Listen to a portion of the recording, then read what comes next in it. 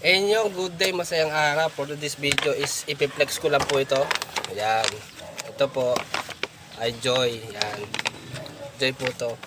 Actually talagang Joy siya, pero na-modus po kami kagabi kasi si Macy sinundo ko po dun sa Taloya sa overpass. And pag-uwi niya po, sabi niya may Joy doon, benta nakalatag sa overpass. Sabi niya mura daw kasi 20 pesos lang daw ito. 20 pesos po ito.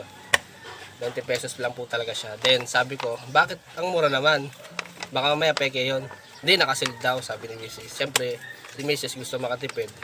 And gusto niya umili. Sabi ko, sige, sama kita. Tapos, nagtaka na ako doon sa dalawang nagbebenta. Nakalatag kasi ito. Para silang balisa. Patingin-tingin ganun. Sabi ko, ay, iba to. Gusto ko sana i-vlog kagabi. I-re-record ko habang bumibili sana kami. Kaso, hindi ko dala yung camera ko. Then, lobat din kasi. And yun na nga, sabi ko, bili ka dalawa lang para kahit papano. Kung peke man, hindi na masakit kasi 20 lang.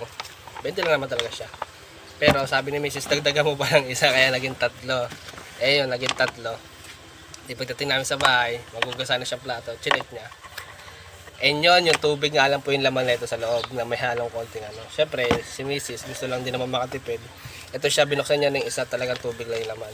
And para makita niyo po guys, bubuksan ko po. Yan, sealed po yun. Yan, sealed. Dalawa yan. Yan.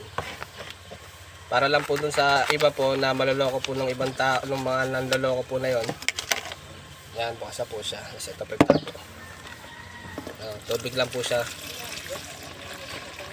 Baka po lumipat sa ibang lugar kasi mga manloloko po yung mga tao na yan. Dalawa po sila. Ito pa po yung isa. Ayan, wala na po.